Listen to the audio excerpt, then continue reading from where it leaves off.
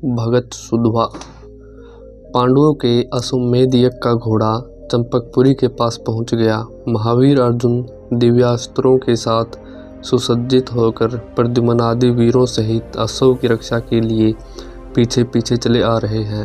राजा हंसध्वज ने दूतों से इस संवाद को सुनकर अक्षत्रिय धर्म के अनुसार रण की तैयारी की और साथ ही एक अनुगत भगत के नाते पार्थ सारथी भगवान के दर्शन की प्रबल भावना से रण क्षेत्र की ओर पलायन किया। राजा हंसध्वज बड़े ही धर्मात्मा, प्रजापालक, शूरवीर और भागवत भगत थे। उनके राज्य में एक विशेषता यह थी कि राजघराने की पुरुषों सहित प्रजा के सभी पुरुष एक पत्नी व्रत का पालन करने वाले थे तथा देश के सभी नर नारी भगवान के परम भगत थे। राजा में नौकरी के लिए बाहर से कोई आदमी आता तो राजा सबसे पहले उसे कहते हैं, निष्पाप, तुम यदि एक पत्नी व्रत का पालन करने वाले हो तो मैं तुम्हें रख सकता हूँ। भाई, मैं सत्य कहता हूँ कि निकम्मी शूरता, कुलीनता और पराक्रम मैं नहीं चलता। जो वीर केवल एक ही पत्नी में प्रेम करने वाला और भगवान की भक्ति से संपन्न होगा, मैं उसी को अपने घर और तथा राष्ट्र में स्थान दे सकता हूँ। जो कामदेव के प्रबल वेग को धारण करते हैं वे ही वास्तव में महाबली हैं। इस प्रकार अधिकारी और प्रजा सभी का जीवन धर्म और सदाचार पर अवलंबित था। राजा की सेना में सभी योद्धा भागवत भगत, रणवीर, दिनों पर दया करने वाले, उन्हें दान देने वाले, एक पत्नीवर्ती, सद्बुद्धि युक्त और प्रिय बोलने वाले थे। अतएव राजा की आज्ञा पाकर सभी वीर अर्जुन के साथ लोहा लेने को तैयार हो गए। घोड़ा पकड़ लिया गया और नीति तथा धर्मशास्त्र के प्रगांड पंडित राजगुरु श्रीवर शंख और लिखित के आज्ञानुसार यह भयानक मुनादी करा दी गई कि अमुक समय तक सभी योद्धा युद्ध क्षेत्र में उपस्थित हो जाएंगे। जो ठीक समय पर नहीं पहुंचेगा वह उबलते हुए तेल के कढ़ावे में डाल दिया जाएगा। यह आज्ञा राजा के पोते, पुत्र और भ्राताओं पर भी समान रूप से ही लागू होगी। राजा के सभी सेना नायक, मंत्री, भ्राता और सुबल सूरत, सम तथा सुदर्शन नाम के चारों पुत्र रण क्षेत्र की ओर चल दिए। सबसे छोटे राजकुमार का नाम सुधवा था।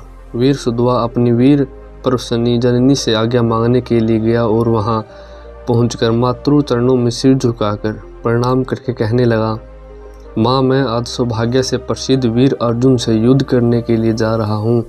आप आज्ञा दें ताकि मैं पार्थ द्वारा सुरक्षित हरि को जीत कर ला सकूं। वीर माता भगवान की परम भगत थी। उन्हें पता था कि इस बार रण से पुत्र का वापस लौटना कठिन है। अतएव माता ने कहा, बेटा, रण में जाकर हरि को जीतकर अवश्य मेरे पास लाओ, परंतु लाना मुक्तिदाता हरि को, चार पैर वाले पशु को नहीं।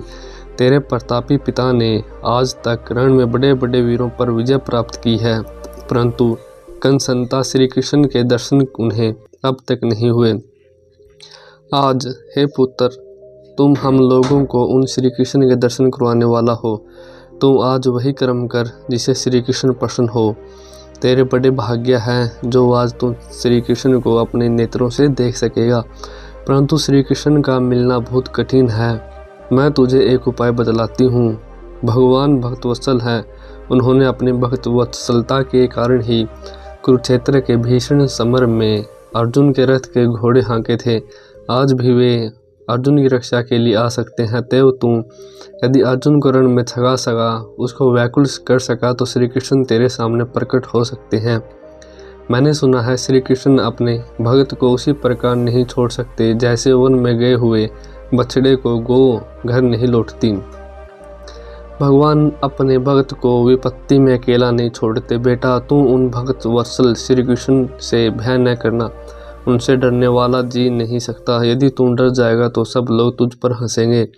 तेरा पुत्र श्री कृष्ण को देखकर रण से विमुख हो गया, लोग मुझे ऐसा कहेंगे। यदि तू लड़ते लड़ते रण में धराशायी होकर वीरों की श्रेष्ठ गति को प्राप्त होगा तो मुझे उसमें हर्ष होगा। पुत्र, इस बात को याद रखना कि श्री कृष्ण के सामने रण में मरने वाला पुरुष वास्तव में मरता नहीं, वह तो अपने 21 पीढ़ियों का उद्धार करने वाला होता है। संसार में उन्हीं माताओं को रोना पड़ता है जिनके पुत्र पौत्र भगवान श्री हरि को नहीं जानते। एक दिन की सच्ची बात है, देवी सुमित्रा जी ने भी परम प्रिय पुत्र लक्ष्मण को यही उपदेश दिया था। माता के सदुपदेश को सुनकर वीर सुधवा ने जननी को संतोष कराते हुए कहा, माता आपकी आज्ञा अनुसार युद्ध में प्रवृत्त होकर जी जान से लड़कर हरि को लाऊंगा। पुरुषार्थ करना और मेरे अधीन है, फल भगवान के हाथ है। परंतु श्री कृष्ण को देखकर यदि मैं विमुख हो जाऊं तो न तेरे पेट से पैदा हुआ कहूँगा और न मुझे सदगति ही प्राप्त होगी। यह वीर धन्य है। तदंतर बहन कुलवा से अनुमति और उत्साह प्राप्त कर सुधवा अपनी सती पत्नी प्रभावती के पास गया। वह पहले से ही दीपक युक्त सुवर्ण के थाल में चंदन कपूर लिए आरती उतारने को दरवाजे पर ही खड़ी। सती ने बड़े भक्ति भाव से वीरपति की पूजा की। तदंतर धैर्य के साथ आरती करती हुई नम्रता के साथ पति के प्रति प्रेम भरे गहरे वचन कहने लगी, हे प्राणनाथ, मैं आपके श्री कृष्ण के दर्शनार्थी मुँह कमल का दर्शन कर रही हूँ, परंतु नाथ मालूम होता है आज आपका एक पत्नी व्रत नष्ट हो जाएगा, पर आप जिस पर अनुरक्त हो उत्साह से जा रहे हैं वह स्त्री मेरी बराबरी कभी नहीं कर सकेगी। मैंने आपके सिवा दूसरे की और कभी भूलकर भी नहीं ताका, परंतु वह मुक्ति नामनी रमणी तो पिता पुत्र सभी के प्रति गमन करने वाली है। आपके मन में मुक्ति बस रही है, इसी से श्री कृष्ण के द्वारा उसके मिलने की आशा से आप दौड़े जा रहे हैं। पुरुषों का चित्त देवर मणियों की तरह और चला ही जाता है, परंतु आप यह निश्चय रखिएगी श्री हरि को देखकर उसकी अतुलित मुख छवि के सामने मुक्ति आपको कभी प्रिय नहीं लगेगी, क्योंकि उनके भक्तजन और प्रेम माधुरी पर अपने को निछावर कर देते हैं। वे मुक्ति की कभी इच्छा नहीं करते, मुक्ति तो उनके चरणों की दासी है। यहाँ तक कि हरि स्वयं भी कभी उन्हें मुक्ति प्रदान करना चाहते हैं, तब भी वे उसे ग्रहण नहीं करते। इसलिए श्री हरि का ही गुणगान करते हुए कहना है कि मुझ में अनुरक्त भक्तगण मेरी सेवा को छोड़कर सालोक्य, सामीप्य, सारूप्य और एकत्व इन 5 प्रकार की मुक्तियों को मेरे देने पर भी ग्रहण नहीं करते। अतएव जब तक आप श्री कृष्ण की अनुत्तम रूप माधुरी को नहीं देखते तभी तक मुक्ति की चाह नहीं करते। पत्नी के मधुर मार्मिक वचनों का उत्तर देते हुए सुधवा ने कहा, हे शोभने, जब मैं श्री कृष्ण के साथ लड़ने जा रहा हूँ तो तुम मोक्ष के प्रति जाने से कैसे रोक सकता हूँ। तुम मेरे उत्तम वस्त्र स्वर्ण रत्नों के समूह और इस शरीर तथा चित्त को त्याग कर चली जाओ। मैं तो यह पहले से ही जानता हूँ कि तुम मोक्ष के प्रति आसक्त हो, इसी से तो मैंने प्रत्यक्ष में विवेक पुत्र के उत्पन्न करने की चेष्टा नहीं की। प्रभावती ने कहा, प्राणनाथ, आप अर्जुन से लड़ने जा रहे हैं। आप मेरे हृदय में विवेक नामक का जो पुत्र है, मैं उसे नेत्रों से देखना चाहती हूँ। मैं चाहती हूँ कि आपके चले जाने पर अंजलि देने वाला सुपुत्र रहे। सुधवा, श्री कृष्ण और अर्जुन को जीत कर भी तो मैं तुम्हारे पास आ सकता हूँ। प्रभावती, नहीं नाथ, जिसने श्री कृष्ण के दर्शन कर लिए वह फिर संसार में कभी लौट कर नहीं आता। सुतवा, यदि तुम्हारा यही निश्चय है श्री कृष्ण दर्शन करने पर पुनराग नहीं होता तो फिर व्यर्थ ही अंजलि देने वाले पुत्र की इच्छा करती हो। प्रभावती ने कहा, मेरी इच्छा भी तो आपको पूर्ण करनी चाहिए। सुधवा ने कहा, कल्याणी, क्या तुम कठिन शासनकर्ता महाराज को नहीं जानती? तनिक सी देर होने पर ही तबत तेल का कढ़ाया तैयार है। सारे वीर चले गए, एक मैं ही शेष हूँ। अनेक प्रकार के प्रश्नोत्तर होते रहे। अंत में इस धर्म संकट में प्रतिवर्ता प्रभावती की विजय हुई। सुधवा फिर से स्नान प्राणायाम कर युद्ध के लिए रथ पर सवार होकर चले। युद्ध क्षेत्र में वीरों के दल इकट्ठे हो रहे हैं। चारों ओर रणदुंदुभी और शंख ध्वनियाँ हो रही हैं। चारों कुमार और समस्त सेना नायकों ने आकर महाराज ध्वज का अभिवादन किया, परंतु वीर श्रेष्ठ राजकुमार सुधवा कभी नहीं वहां अभी तक नहीं पहुंचे। महाराज ने सेनापति से कहा, क्या बात है, मैं सुधवा को नहीं देख रहा हूं। इतना प्रमाद उसने कैसे किया? क्या वह मेरी कठिन आज्ञा को भूल गया है? उसने बड़ा बुरा किया। तुरंत अपने सैनिक जाएं और उस दुष्ट के केस पकड़कर पृथ्वी पर घसीटते हुए तेल की कढ़ाई के पास ले आवें। कठिन राजाज्ञा को पाकर कुछ सिपाही चले। सुधोजी उन लोगों को राह में मिले। मर्माहत हृदय से कठोर राजाज्ञा सुनाने का कठिन कर्तव्य सिपाहियों को पालन करना पड़ा। सुधोवा ने पिता के चरणों में पहुंचकर अत्यंत विनय से प्रणाम किया और विलम्ब होने का कारण अक्षय में सुना दिया। राजा हंसध्वज क्रोध से अधीर हो रहे थे। उन्होंने कहा, तुम बड़ा मूर्ख है। भगवान श्री हरि की कृपा बिना केवल पुत्र से कभी सदगति नहीं मिल सकती। यदि पुत्रवानों की ही सदगति होती तो कुत्ते और शुकरों की तो अवश्य ही होनी चाहिए। तेरे बल, विचार और धर्म को अधिकार है। जो श्री कृष्ण का नाम सुन लेने पर भी तेरा मन काम के वश हो गया, ऐसा मलिन मन कामरत श्री कृष्ण विमुख कुपुत्र को बलते हुए तेल की कढ़ाई में डुबो देना ही उचित है। सुधोवा ने मस्तक नीचा किए धैर्यपूर्वक सारी बातें सुन ली। राजा ने पुरोहित शंख लिखित के पास जाकर व्यवस्था के लिए दूत भेज दिए। पुरोहित जी बड़े क्रोधित थे। उन्होंने दूतों की बात सुनते ही कहा कि राजा अपने पुत्र मोह के कारण मोह से व्यवस्था पूछता है। जब सबके लिए एक ही विधान निश्चित है तो व्यवस्था की कौन सी बात? जो मंदामत लोभ या भय से अपने वचनों का पालन नहीं करता, वह बहुत काल तक नरक के दारुण दुख भोगता है। राजा हरिश्चंद्र और दशरथ कुमार श्री रामचंद्र जी ने वचनों के पालन के लिए कैसे कैसे कष्ट सहे थे। आज हंसध्वज पुत्र स्नेह के कारण अपने वचन असत्य करना चाहता है, तो हम ऐसे अधर्मी राजा के राज्य में रहना नहीं चाहते। इतना कहकर दोनों कट्टर ऋषि चल दिए। दूतों ने जाकर सब समाचार राजा को सुनाया। राजा हंसध्वज मंत्री को यह आज्ञा देकर कि सुधोवा को बलते तेल एक कढ़ाई में डाल दो, पुरोहितों को मनाने के लिए चले। मंत्री को बड़ा खेद है, परंतु कोई उपाय नहीं। मंत्री ने सुधोवा से अनेक प्रकार से अक्षमा प्रार्थना कर अपना करते हुए निवेदन किया। सुधोवा ने धीरता से कहा, मंत्रीवर, आपको महाराज की आज्ञा का पालन अवश्य करना चाहिए। श्री परशुराम जी ने पिता के वचन मानकर माता का मस्तक काट डाला था। मुझे अपनी मृत्यु का कोई भय नहीं। आप निसंकोच मुझे तेल में डलवा दीजिए। सब लोगों ने मंत्रमुग्ध की तरह सुधोवा की बातें सुनी। चारों ओर लोगों की आंखों से आंसुओं की धारा बहने लगी, परंतु सुधोवा प्रसन्नचित्त है। उसने दिव्य वस्त्र धारण कर तुलसी की माला गले में पहन ली और भगवान वासुदेव श्री कृष्ण का स्मरण करते हुए वह श्री कृष्ण के प्रति यूं कहता हुआ तेल के कढ़ाई में कूद पड़ा।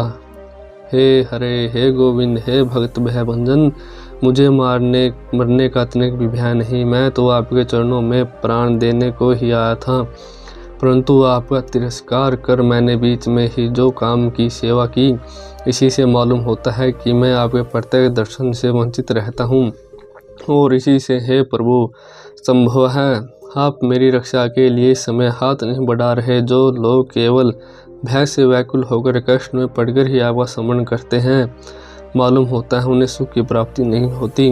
भगत प्रहलाद, ध्रुव, द्रौपदी, गोपादी ने पहले भी आपका स्मरण किया था, इसी से विपत्ति के समय आपने उनकी रक्षा की। अनंत काल में आपका ध्यान करने से मनुष्य आपको प्राप्त होता है, इसी से हे जनार्दन मैं आपको प्राप्त तो अवश्य करूँगा। परंतु लोग अवश्य यह कहेंगे, सुधोवा वीर होकर भी युद्ध से विमुख होकर कढ़ाई में जलकर मरा। आपके भगत वीर अर्जुन को और आपको युद्ध क्षेत्र में बाणों की वर्षा से प्रसन्न करके तथा गांडीव धनुष के छूटे हुए नुकीले बाणों से खंड खंड होकर मरता तो कोई चिंता नहीं थी, परंतु आज अपराधी चोर की भांति मर रहा हूँ। इसलिए यदि आप इस बालक का इस प्रकार मरण को प्राप्त होना अनुचित समझते हैं तो अग्निदाह से बचाकर इस शरीर को आपके चरणों के सामने गिराइए। मैं तो आपका ही हूँ, आपका ही रहूँगा। आप सब प्रकार समर्थ हैं। लज्जा रूपी समुद्र में पड़ी हुई द्रौपदी का पितामह भीष्म और गुरु द्रोणाचार्य के सामने आपने वस्त्रावतार धारण कर उद्धार किया था। प्रभु की लीला बड़ी विचित्र है। एक दिन प्रहलाद के लिए प्रभु ने अग्नि को शीतल कर दिया। एक दिन इंद्र आदि देवों का धर्म चूर्ण करने के लिए दरफारी ने दावानल की दहकती अग्नि पी ली। आज भगत सुधुआ को बचाने के लिए भी तेल ऐसे शीतल हो गया जैसे सज्जनों का चिंत होता है। सुधुआ प्रेम से गोविंद, दामोदर, माधव आदि हरि के पवित्र नामों का कीर्तन करता हुआ तन की शुद्धि भूल गया। कढ़ाई में उसकी प्रेम समाधि हो गई। उबलते हुए तेल में पड़कर भी सुधुआ जल नहीं रहा है, वो तेल के ऊपर ऊपर तैर रहा है। यह देखकर लोगों को बड़ा आश्चर्य हुआ और इस आश्चर्य का पार नहीं रहा। राजा हंसध्वज भी दोनों पुरोहितों को साथ लिए इससे पहले ही वहां पहुंच गए। राजा को बड़ा विस्मय हुआ। भगवान की भक्ति और श्रद्धा से रहित, केवल तर्क और बुद्धि के अभिमान पर निर्भर करने वाले घमंडी पुरोहित शंख ने सुधुआ पर संदेह प्रकट करते हुए कहा कि राजन, क्या बात है? तेल गर्म नहीं है या तेरा पुत्र कोई औषध मंत्र जानता है?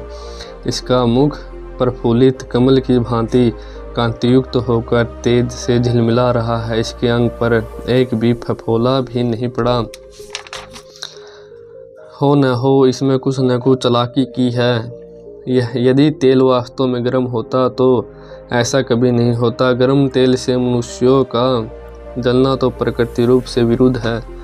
हाय धर्मशास्त्र के ब्राह्मण, आपने अभी यह नहीं जाना कि प्रभु प्रकृति के स्वामी है, उनकी इच्छा से नहीं संकल्प मात्र से ही असंभव संभव हो जाता है। शंख से रहा नहीं गया। उन्होंने तेल की परीक्षा के लिए कढ़ाई में एक नारियल डलवा दिया। उबलते हुए तेल में पड़ते ही नारियल टुकड़ों में बंट गया। उसके 2 टुकड़े हो गए और उछलकर शंख और लिखित दोनों ऋषियों के माथे पर जोर से लगा। मुनि घबरा गए। अब उनकी आंखें खुली। भगवान और उनके भक्तों का महात्म्य समझ में आ गया। मुनिवर शंख ने नौकरों से पूछा कि उबलते हुए तेल में सुधुआ के न जलने का क्या कारण है? क्या इसने कोई मंत्र जप किया था या शरीर में कोई ऐसी जड़ी बांध ली जिससे इसको तेल की ज्वाला नहीं लग रही?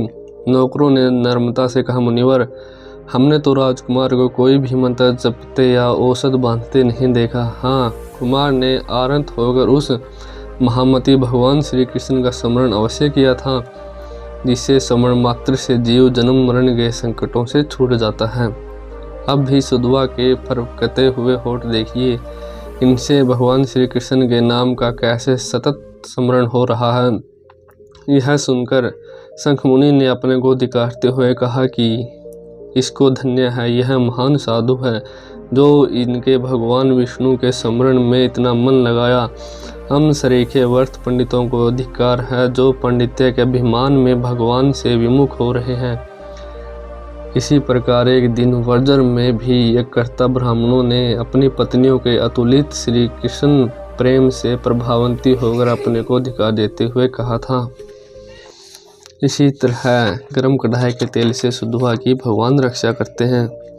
वास्तव में बात तो यही सत्य है। बड़ा और बुद्धिमान वही है जो भगवान के चरणों में चिंत लगाता है।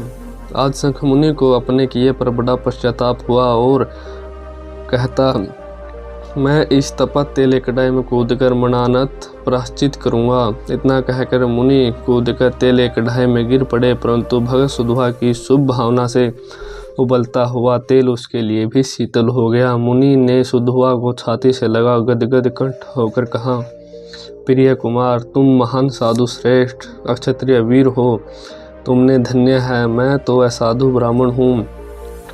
मुझ मूर्ख ने तुम सरीखे भक्तों को उबलते हुए तेल में गिराया। मैं समझ गया, संसार में उसी मूढ़ को नित्य संताप, अभाव और दुखों की प्राप्ति होती है जो भगवान श्री कृष्ण का नाम श्रवण नहीं करते। जो भगवान पुरुष सर्वकाम फलदाता भगवान गोविंद का स्मरण करते हैं, वे तीनों लोगों के ताप से मुक्त हो जाते हैं। अग्नि में भी इतनी शक्ति नहीं कि उनके वैष्णव भक्तों को वे जला सकें। हे राजकुमार पुत्र, हे वत्स, उठ खड़ा हो। तेल से बाहर निकलकर अपने पिता, चारों बड़े भाइयों और सारी सेना को पावन कर, साथ ही मेरा भी उद्धार कर। हे वीर, भगवान श्री कृष्ण जिस अपने भक्त अर्जुन का सारथीपन करते हैं, उस अर्जुन के साथ रणांगण में यथा योग्य युद्ध कर। मुनि के साथ सुधुआ बाहर निकल आया और पिता के पास गया और पिता ने उसे छाती से लगा लिया और गदगद कंठ से कल्याण कारी आशीर्वाद देते हुए युद्धभूमि में अर्जुन के सामने पहुंचने की आज्ञा दी। सुधवा अर्जुन के सामने आते ही उनसे कहा, वीर युवक, मैंने बड़े बड़े युद्धों में विजय प्राप्त की है। महावीर और महावीरों को भी मैंने हराया है। अर्जुन ने सुधवा के सामने आते ही कहा, मैंने गुरु द्रोण, पितामह भीष्म, कुलगुरु कृपाचार्य और महात्मा कर्ण के साथ भी मैंने युद्ध किया। भगवान शिव तथा बड़े बड़े दैत्यों से भी मैं संग्राम में झूंझा हूँ, परंतु तेरे समान रणशूर मुझे कहीं नहीं मिला। मुझे तुझको देखकर जितना आश्चर्य हुआ उतना और कहीं नहीं। सुधवा बोला, वीरवर, पहले के युद्ध में आपके परम हितकारी भगवान श्री कृष्ण बड़ी सावधानी से रथ पर बैठे हुए सारथी का काम करते थे। आज आप श्री कृष्ण विहीन हैं, इसी से आपको आश्चर्य हो रहा है। आपने श्री कृष्ण को कैसे त्याग दिया? कहीं श्री कृष्ण ने तो मेरे साथ युद्ध करने में आपको नहीं छोड़ दिया। बतलाइए, आप मुझसे युद्ध करने में समर्थ हैं या नहीं? सुधवा के वचन सुनकर अर्जुन ने क्रोधित होकर बाणों की वर्षा आरंभ कर दी। सुधवा ने हंसते हुए बात की बात में सारे बाण काट दिए। पांडव अर्जुन का चरित्र आदर्श भगत नाम की पुस्तक में पढ़िए। बड़ा भयानक युद्ध हुआ। अर्जुन ने अपनी सारी कुशलता से काम लिया, परंतु सुधवा के सामने एक भी न चली। वीर भगत बालक सुधवा की युद्ध निपुणता और अनुमंतर बाण वर्षा से अर्जुन घबरा उठे। उनका सारथी हत होकर गिर पड़ा। यह देखकर सुधवा ने हंसते हुए कहा, हे पार्थ, आप मेरे बाणों से घायल हो गए। आज आपका पुरुषार्थ कहाँ चला गया? वीरवर, आपने अपने सर्वज्ञ सारथी को छोड़कर बदले में साधारण सारथी की नियुक्ति कर बड़ी भूल की है। आप मेरे सामने युद्ध में गिर पड़े। अतएव शीघ्र अपने श्री कृष्ण नामक सारथी का स्मरण कीजिए। अर्जुन ने अपने बाएं हाथ से धनुष सहित घोड़ों की लगाम पकड़कर लड़ना शुरू किया और मन ही मन अपने जीवनधार जगन्नाथ श्री कृष्ण का अंतर्भाव से स्मरण किया। स्मरण ही करने की देर थी, तुरंत भगवान श्री कृष्ण रथ पर आ बैठे। अर्जुन से यह कहते हुए दिखाई दिए कि भाई, घोड़ों की लगाम छोड़ दो। हे अर्जुन ने कहा, हे गोविंद, अर्जुन के लिए पधारने वाले आपके दर्शन मैंने कर लिए। और सुधवा भी कहने लगा, है केशव, मुझे आपकी सर्वव्यापकता का अनुभव हो गया। इशारे से भगवान के प्रति गूढ़ शब्दों में इतना सा कहकर मुस्कुराते हुए सुधवा अर्जुन से कहा, पार्थ, आपके साथी श्री कृष्ण आ गए हैं। अब तो मुझ पर विजय प्राप्त करने के लिए आप कोई प्रतिज्ञा करें। इन शब्दों से अर्जुन को मानो यह समझाया कि श्री कृष्ण केवल तुम्हारे ही सारथी नहीं, मेरे भी सारथी हैं। तुम्हारी प्रतिज्ञा के लिए अपना पुण्य देकर तुम्हारी रक्षा करेंगे तो मेरी भी रक्षा करने वालों के लिए संकल्प ही कर देंगे। आज जगत भगवान की यह लीला भी देखेगा। सुधवा की ललकार सुन अर्जुन ने 3 बाण निकाले। प्रतिज्ञा करते हुए कहा कि इन तीनों बाणों से तेरे सुंदर मस्तक को नीचे गिरा दूंगा। यदि मैं ऐसा न कर सका तो पूर्वज पुण्यहीन होकर नरक में गिर पड़े। मेरा यह कथन सर्वथा सत्य है, इसमें तनिक भी मिथ्या नहीं। अर्जुन की प्रतिज्ञा सुनकर मरणोन्मत्त भक्तवर वीर सुधवा ने भी हाथ उठाकर घोषणा की, श्री कृष्ण के सम्मुख ही मैं आपके तीनों बाणों को काट डालूंगा। यदि ऐसा न कर सका तो घोर गति की प्राप्ति हो। दोनों ओर ही परस्पर विरोध की प्रतिज्ञाएं हो गई। दोनों ओर ही भयानक प्रतिज्ञाएं कर ली। दोनों ही महावीर और भगवान के अनन्य भक्त हैं। दोनों ओर की सेना के बीच सभी वीर तथा समस्त देवता एवं ऋषिगण इस आश्चर्य को देखने के लिए उत्कंठित हो उठे। सुधवा ने बाण वर्षा से श्री कृष्ण सहित अर्जुन को घायल करके रण कुछ तोड़ डाला और बाणों से कौशल से और वह रथ चक्कर समान घुमाने लगे। तदंतर 10 बाणों से अर्जुन को ढककर एक ऐसा बाण मारा जिससे अर्जुन का रथ 400 हाथ पीछे हट गया। यह देखकर भगवान ने अर्जुन से कहा, तुमने सुधवा का पुरुषार्थ देखा? यह कैसा बाका वीर है। तुमने मुझे बिना ही परामर्श की ऐसी कठिन प्रतिज्ञा करके अच्छा काम नहीं किया। जयद्रथ वध में कितना कष्ट हुआ था, क्या उस घटना को तुम भूल गए? जिस वीर ने तुम्हारे पैरों के बल से दबे हुए सारथी को एक ही बाण में 400 हाथ पीछे हटा दिया, उसके सामने तुम कैसे जीत सकते हो? मेरी समझ में यह सुदुवा के आत्यांतिक एक पत्नी व्रत का महत्व है। इस एक पत्नी व्रत में और तुम दोनों ही बहुत पिछड़े हुए हैं। ऐसी स्थिति में महान कष्ट होना निश्चित ही है। अर्जुन ने कहा, हे गोविंद, अब आपका शुभागमन हो गया, तब मुझे क्या भय। मैं निश्चित ही इन तीनों बाणों से सुदुवा को रणभूमि में गिरा दूंगा। अब मेरे लिए महाकष्ट की कोई भी संभावना नहीं है। यहाँ आपके हाथ में मेरे जीवन रथ की लगाम है, वहाँ मेरा कोई कैसा अनिष्ट कर सकता है। अर्जुन ने पहला बाण हाथ में लिया और तब सुदुवा को पुकार कर कहा, गोविंद। तब सुदुवा ने पुकार कर कहा, गोविंद, जिस प्रकार गोकुल में गायों की रक्षा के लिए आपने गोवर्धन हाथ में उठा लिया था, उसी प्रकार आज आपने अपने भक्त अर्जुन की रक्षा कीजिए, परंतु स्मरण रहे मैं भी आपका ही दास अनुदास हूँ। भगवान ने भगत सुदुवा की कीर्ति पताका को चिरकाल तक स्थायी रूप से फहराने देने तथा भक्त अर्जुन की रक्षा के लिए अपना गोवर्धन धारण का पुण्य बाण के साथ संयुक्त कर दिया। कालाग्नि के समान अर्जुन का बाण चला, परंतु पुण्यात्मा भगत सुदुवा ने क्षण भर में उसे बीच में काट डाला। राजा हंसध्वज सेना समेत प्रसन्न हो गए।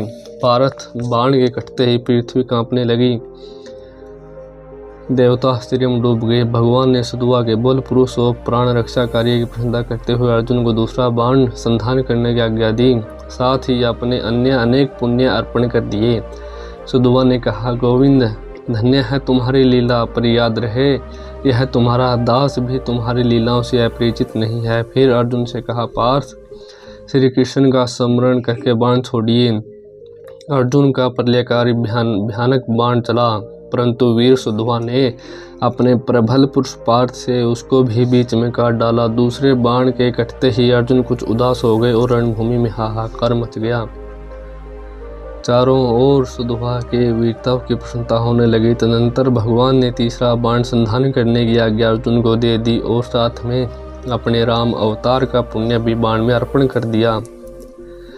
बाण के पिछले भाग में ब्रह्मा जी तथा बीच में काल को जोड़कर नोक में स्वयं स्थित हुए। सुदुवा ने कहा, भगवान, तुम मेरा वध करने के लिए बाण में स्वयं स्थित हो, यह मैं जान गया। आओ नाथ, मुझे रणभूमि में अपने चरणों का आश्रय देकर कृतार्थ करो। मैं तो यही चाहता था, इससे बड़ा सौभाग्य मेरे लिए और कौन सा होगा। अर्जुन, आपको धन्य है जो साक्षात नारायण आपके लिए केवल अपना पुण्य ही नहीं देते, परंतु स्वयं बाण में स्थित होते हैं। आपका निश्चित ही कल्याण होगा, परंतु सावधान, श्री कृष्ण की कृपा से मैं आपके बाण को अवश्य काट डालूंगा। अर्जुन का बाण चला, परंतु वीरवर सुदुवा ने श्री कृष्ण का जप करते हुए तुरंत ही उसे काट डाला। सुदुवा के द्वारा कटे हुए बाण का आधा भाग पृथ्वी में गिर पड़ा। इस बाण के कटते ही सारा चंद्रमंडल कांप गया। भगत सुदुवा के प्रण की रक्षा हुई, तब अर्जुन की प्रण की रक्षा होगी। अब अर्जुन के प्रण की रक्षा होगी। अतएव भगवत प्रेरणा से बाण का आधा भाग ऊपर को उठा और उसमें सुदुवा के प्रकाशयुक्त कुंडल व पुष्पार्थ के भंडार सुंदर मस्तक पर तुरंत धड़ से अलग कर दिया। सुदुवा के मस्तकहीन कमंद ने पांडव सेना को तहस नहस कर डाला। उनका भाग्यवान सिर आनंद के साथ केशव, राम, नरसिंह आदि नामों का उच्चारण करता हुआ श्री कृष्ण के चरणों में गिर पड़ा। भगवान ने चरणों में पड़े हुए सुंदर सिर को प्रेम से अपने दोनों हाथों में उठा लिया। इतने में ही वीर बालक सुदुवा के मुख से एक ऐसी ज्योति निकली और सबके देखते देखते श्री कृष्ण के मुख में प्रवेश कर गई। इस घटना को किसने नहीं जाना। बोलो भक्त और भगवान की जय। यह कथा गीता प्रेस गोरखपुर की पुस्तक भक्त बालक में वर्णित है।